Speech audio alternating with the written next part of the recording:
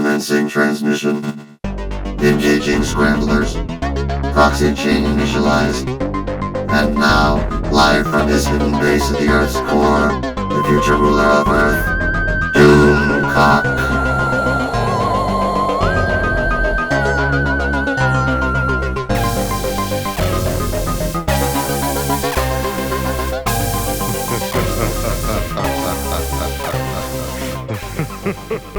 Greetings, my friends. I am Dictor Van Doomcock, the future ruler of Earth, and I have a rather surprising rumor from my Hollywood spies regarding the Obi-Wan Kenobi show on Disney Plus and Bob Chapek. Although Chapek has been knocked down lately, being forced to bend the knee to placate LGBTQ plus agitators inside Disney, Bob Chapek cannot be counted out.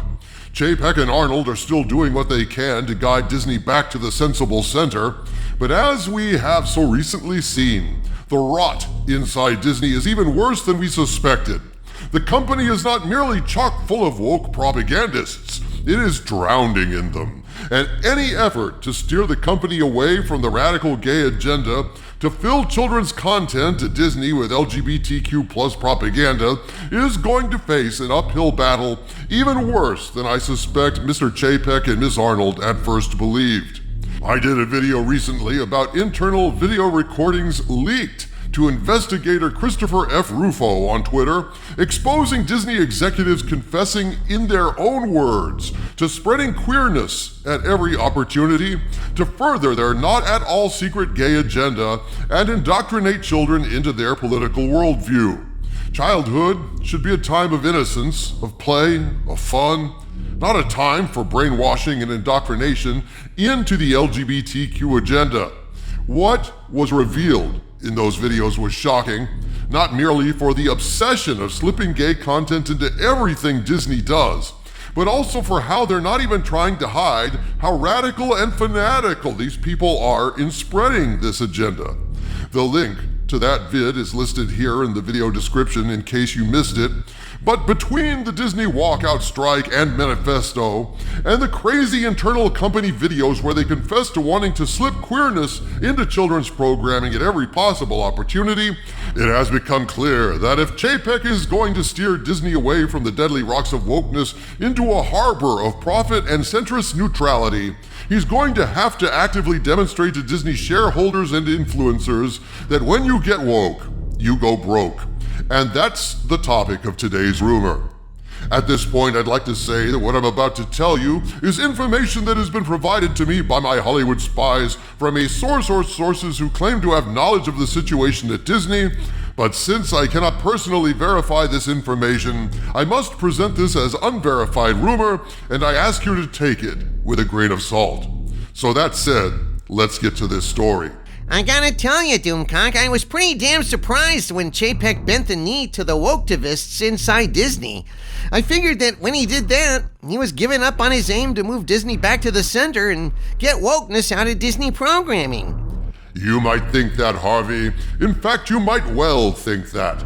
But before I get to why Kenobi was pushed back, I want to discuss why Bob Chapek was forced to bend the knee and kowtow to the LGBTQ mafia inside Disney.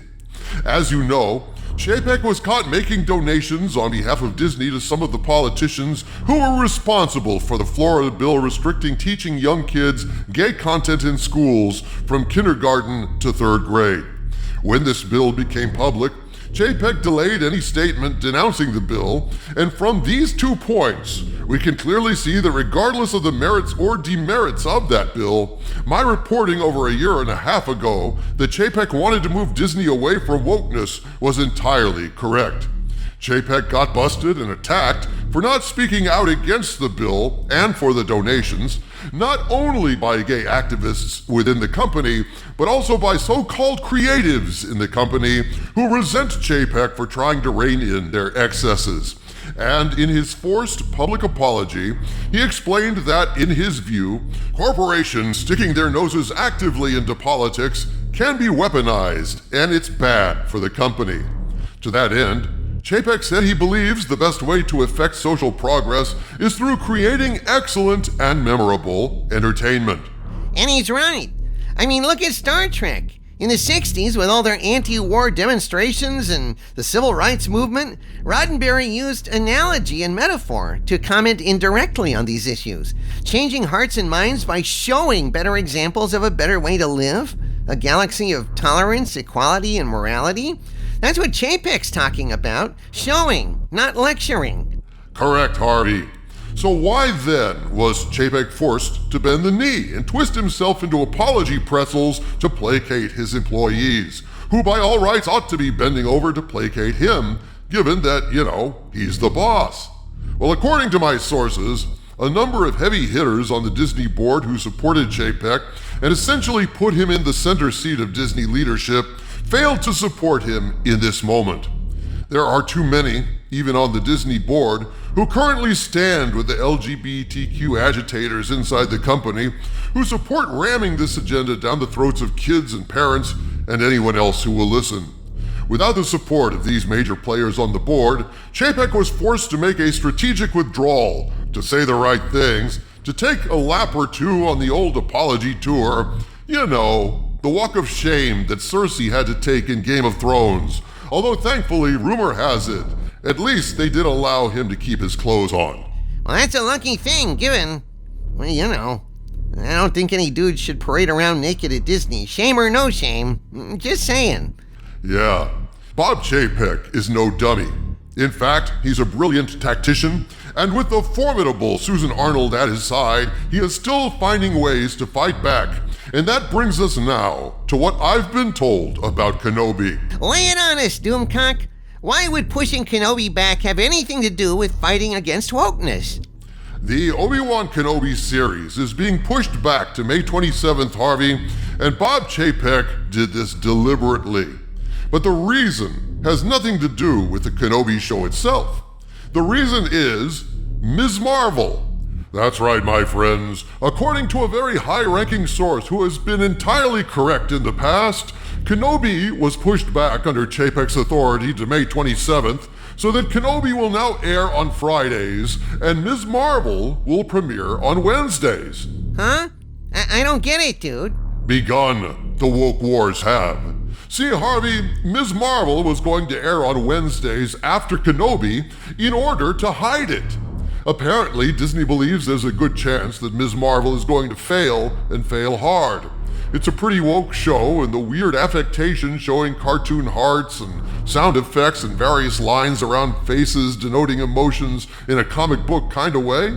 Evidently, Disney's afraid that's not going to fly. So the first thought was, let's premiere Ms. Marvel after Kenobi. That way, Kenobi will provide cover for it. It'll be hidden in Kenobi's shadow, or at least that will be the excuse they plan to give for why Ms. Marvel fails. It didn't fail because it was woke. It failed because Kenobi sucked all the oxygen out of the room, and Ms. Marvel didn't bomb because it was woke. It bombed because it just got lost in the shuffle on Wednesdays, which were overcrowded with programming. But Bob Chapek, crafty strategist that he is, said, hold on, we can't have that. And so he bumped Kenobi to May 27th so that Ms. Marvel will air on Wednesdays by itself, naked to the world. So that way, if it bombs, like they think it might, everyone will see it was because it was woke and gay and had animated hearts and sound effects and thought balloons?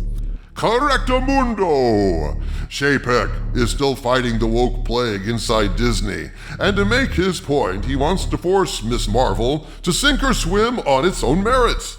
The best way now to move Disney to the center, as he and Arnold are still hoping to do because they care about profits and don't want Disney to be marginalized as a gay company and shunned by more traditional viewers turned off by agendas inserted into their entertainment and into their kids' ears. The best way to shift Disney to the center is to clearly demonstrate that get woke, go broke is not simply a catchy phrase, it is truth itself. Deny woke programming cover. Demonstrate over and over again to the board that woke shit sinks like a stone, and eventually, once enough woke stones sink, the board will finally empower him and Arnold to make the changes necessary to save Disney. 4D chess. Force Chapek to bend the knee, and the other knee continues to work